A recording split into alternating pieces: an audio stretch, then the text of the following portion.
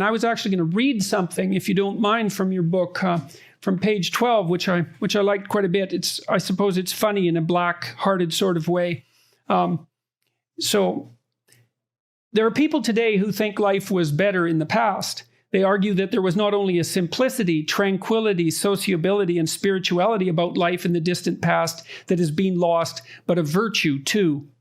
This rose-tinted nostalgia, please note, is generally confined to the wealthy. It is easier to wax elegiac for the life of a peasant when you do not have to use a long-drop toilet. Imagine that it is 1800, somewhere in Western Europe or Eastern North America. The family is gathering around the hearth in the simple timber-framed house. Father reads aloud from the Bible while mother prepares to dish out a stew of beef and onions. The baby boy is being comforted by one of his sisters, and the eldest lad is pouring water from a pitcher into the earthenware mugs on the table. His elder sister is feeding the horse in the stable.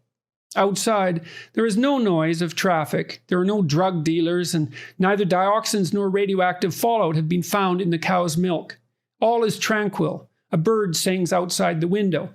I'm going to read the next section too, but it's a very interesting paragraph because it speaks to something that I think has a dramatic origin too, a mythological or archetypal origin, which is the idea of the simple life where everyone is living in harmony with nature and the depredations of culture have not yet manifested themselves. And it's Rousseauian, isn't it? It's Rousseauian, but it's deeper than that as well, because it actually reflects a truth, is that there is a purity about individuals that can be corrupted by society. But you have to take the reverse position as well if you're going to get things balanced. Well, and then you add a corrective to this, which is quite comical. Oh, please. Though this is one of the better off families in the village, father's scripture reading is interrupted by a bronchitic cough that presages the pneumonia that will kill him at 53, not helped by the wood smoke of the fire, right? And indoor pollution is still a leading cause of mortality worldwide, often from the romantic hearth. He is lucky. Life expectancy, even in England, was less than 40 in 1800. The baby will die of the smallpox that is now causing him to cry. His sister will soon be the chattel of a drunken husband. The water the sun is pouring tastes of the cows that drink from the brook. And that would be if the water was good, I would say. Toothache tortures the mother. The neighbor's lodger is getting the other girl pregnant in the hayshed even now, and her child will be sent to an orphanage. The stew is gray and gristly, yet meat is a rare change from gruel. There is no fruit or salad at this season. It is eaten with a wooden spoon from a wooden bowl. Candles cost too much, so firelight is all there is to see by. Nobody in the family has ever seen a play, painted a picture, or heard a piano. School is a few years of dull Latin taught by a bigoted martinet at the vicarage. Father visited the city once, but the travel cost him a week's wages, and the others have never traveled more than 15 miles from home.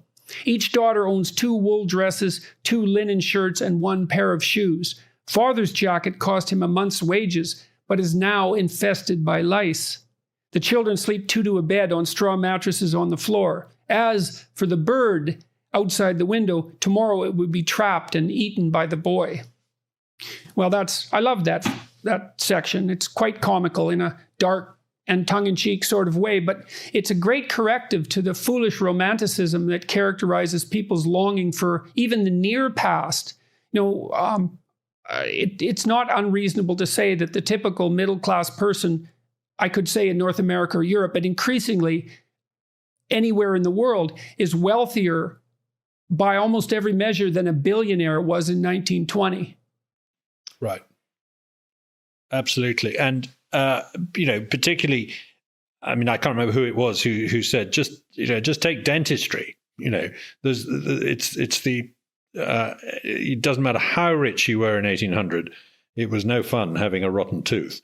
That's a relatively basic thing that we all can have access to today.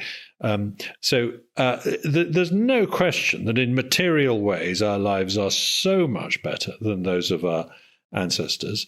And we tend to read Jane Austen and think, well, wouldn't that have been fun, But actually, those are books about an incredibly small elite who were rich enough to have candles and go to dances.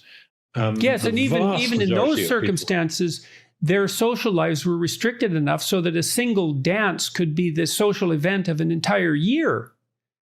Exactly. And if you didn't fall in love with the chinless officer who took your arm, you might be a widow for the rest of your, I mean, not a widow, a spinster for the rest of your life. So, it was not much fun compared with today. We are so lucky. Everything is so good. And for me, and I think I make this, well, actually, there's an interesting story about this point. I like to talk about how the big theme of human history is becoming more and more specialized in the things we produce and more diversified in the things we consume.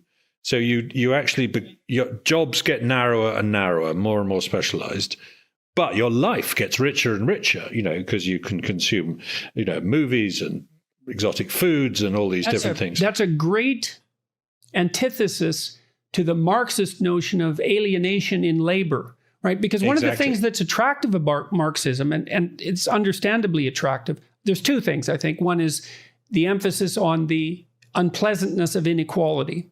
But the other is the idea of alienation from the created product. Right. But if you make the case that, well, you might be alienated from the created product with regards to the workplace because of specialization, but in the 2/3 of the hours that you're spending of your life when you're not working, your life is much more diverse than it would otherwise be. And I think that COVID has probably taught everyone that again, because we're so isolated now and stuck at home and facing the restriction of all these things that we took for granted, the wonderful restaurants And by the way, we do sort of go backwards with respect to specialization and exchange during bad recessions. So in the Depression, a lot of American families, found they were keeping a chicken and growing their own vegetables again. You start to do more for yourself and have less to consume overall.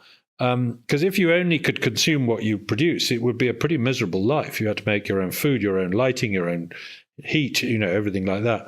But by the way, there's a really nice story about this concept because I read it in a book called Second Nature by Chaim Ophek. It's a beautiful book that I read around 20 years ago, and it's laid out this point very nicely that we've become more and more specialized in how we produce, but more and more diversified in how we consume. And I wrote to him and said, look, this is a fantastic idea. Can you tell me how you came up with the idea and where you got it from and how it developed? And he wrote back and said, I got it from your book, The Origins of Virtue. Well, that's a good compliment. The best form of compliment. And I said, but I don't think it's in my book. And he said, well, I guess maybe it's not. I just, I thought I got it from your book. So that's a lovely example of the division of labor in the production of ideas, if you like.